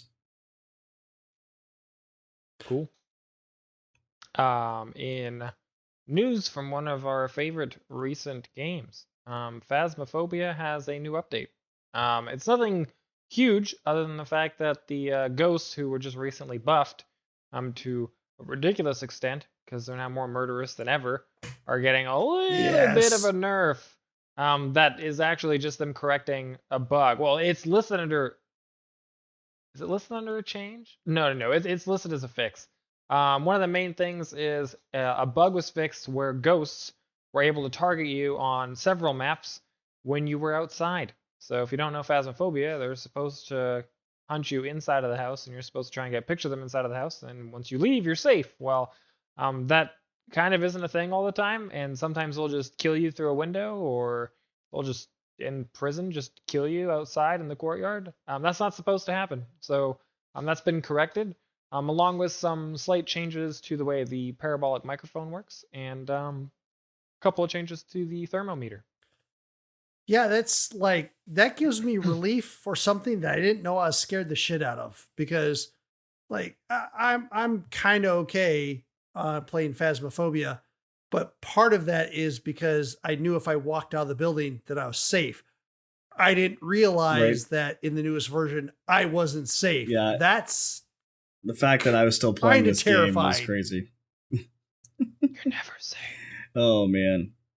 So if you're a fan of Nintendo 64, you've probably played Mario 64. And if you've played Mario 64, most likely you'll remember a mission or a part of a quest where there is a baby penguin and there's a mother that's missing it, and you're trying to return the baby penguin back to its mother. Unless you're a monster like most people, as Nintendo Life has published in this article, and you took the baby penguin and basically threw it off the map, which most people did because you could pick it up and you could basically just chunk it. So going forward, Fall Guys actually just did an update, Season 3, and they actually added Bert, Bort, and Bart, the Penguins, from Penguin Pursuit level from Mario 64. And of course, if you are interested, you can definitely note that you can throw them off the map.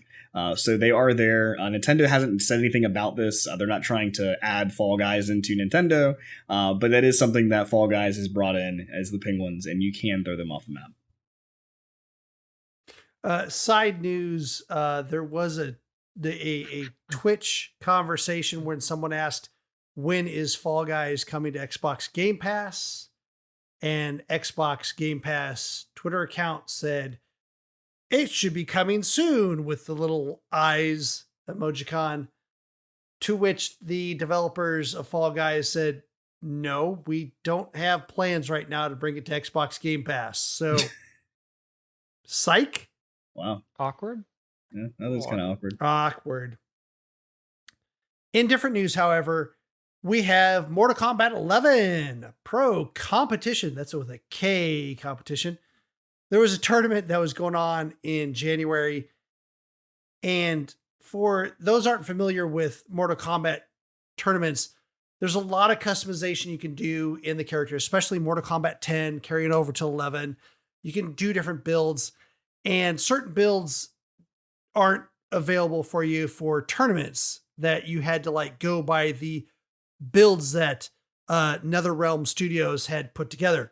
And it seems to be a little bit more relaxed in 11, where you can have your own build. So one of the tournament finalists, Titanium Tigers, I say that because he's got a double Z at the end of his Tigers. Titanium Tigers was disqualifying because he kind of like was calling out the developer with his build. He created a build for Shiva with a personalized moveset that like made it super easy for him. And because of that, he named the build, Why Did NRS Do This? Well, the build name popped up during the tournament. The tournament was kind of paused. And even the commentators were kind of confused what was going on, and were fumbling for words what happens. And they said, here's a little problem here. We've got a situation. And they came back and they basically said that Titanium Tiger's opponent was going to continue on the competition, and Titanium Tigers was disqualified. So that kind of came out of nowhere. And it will be interesting to see if this guy returns into competition in the future, especially since he's like, I was just doing a joke here because it was weird that they made this character so easy to play. Oof. Oof. Well, indeed. Shit. That sucks. Well, okay then. On to the note of legitimizing something. There's, of course, speedruns for games out there. And there are different categories for speedruns. And they have to be like legitimized by like official like record keepers for speedruns. And there's an interesting category. There's a lot of interesting categories for the game Breath of the Wild.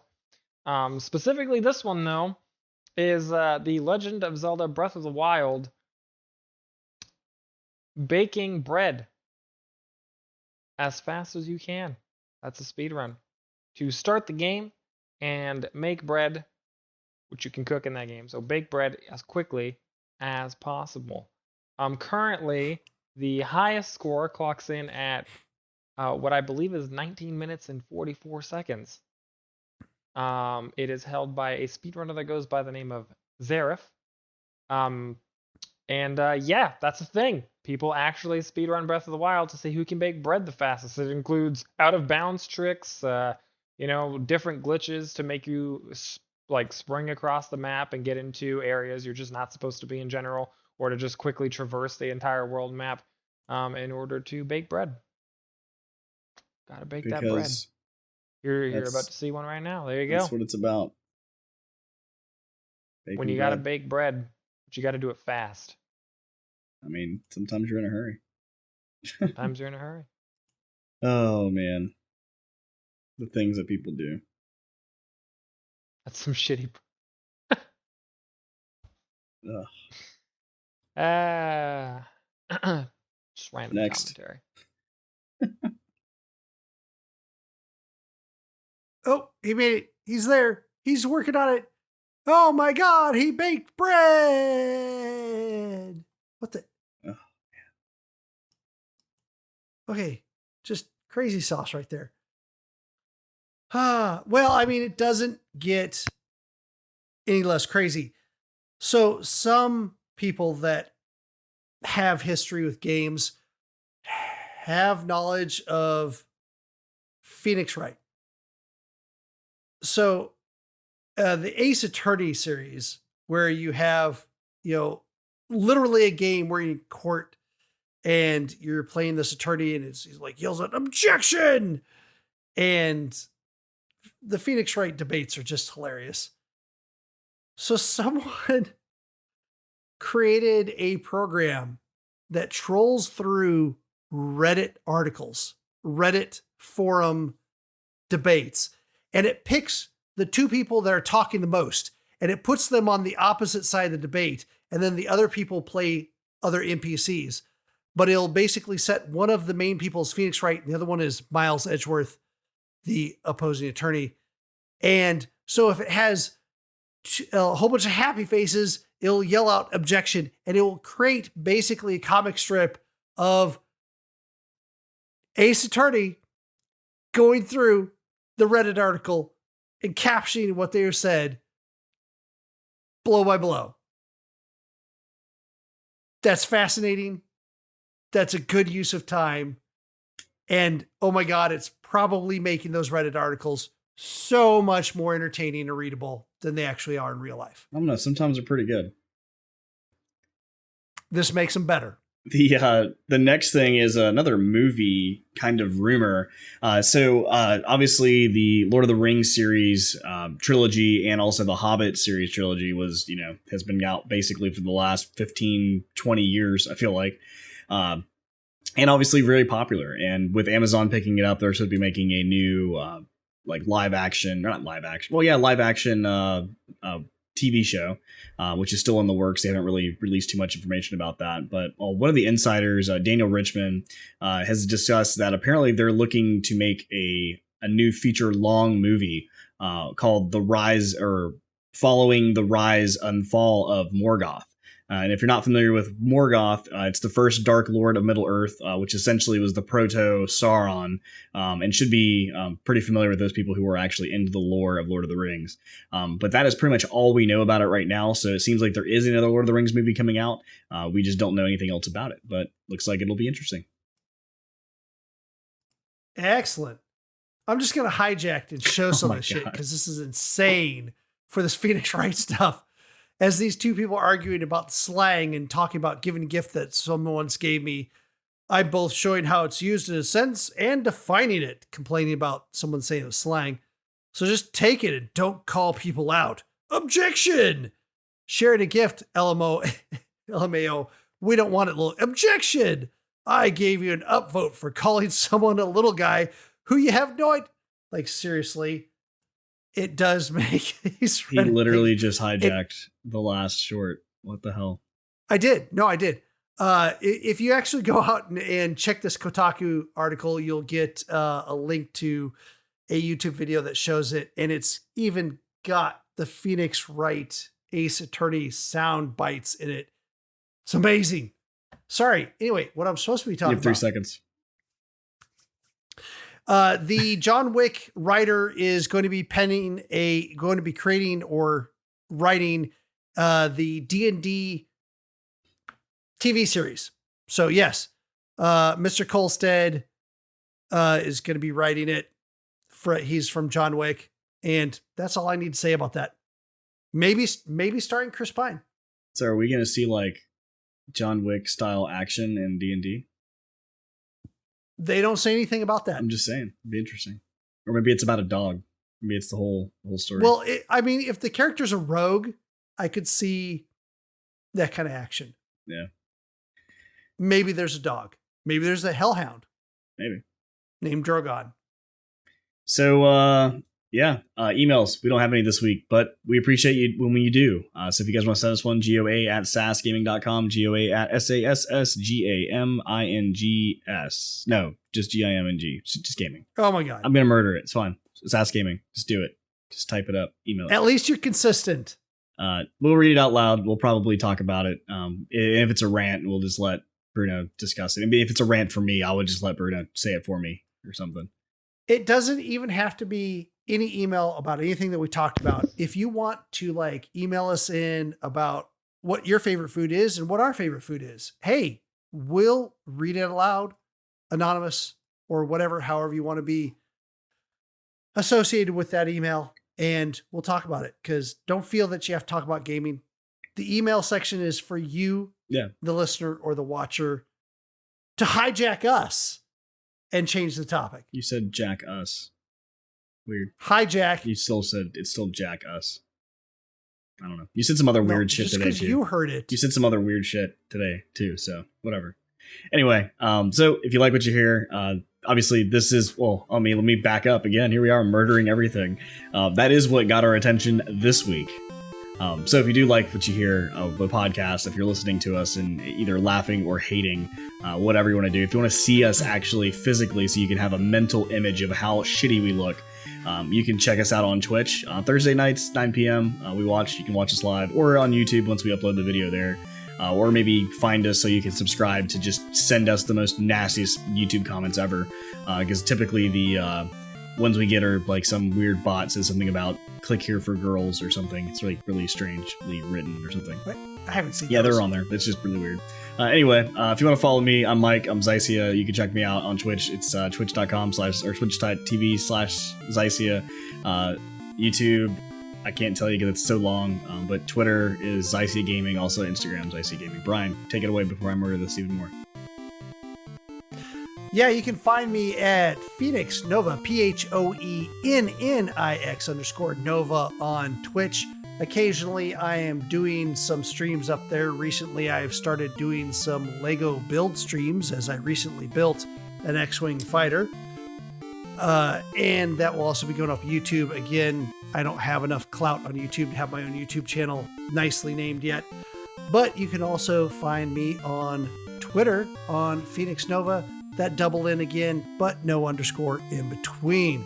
Bruno, tell us about your deets. You can find me on Twitch at Dymyrn, DYMYRN, or on Twitter at Dymyrn Gaming, all one word. Awesome. Well, until next week, guys, gals, we appreciate you for listening, viewing, doing whatever you do. As usual, stay safe, and we'll talk to you next week. Y'all take care. See ya.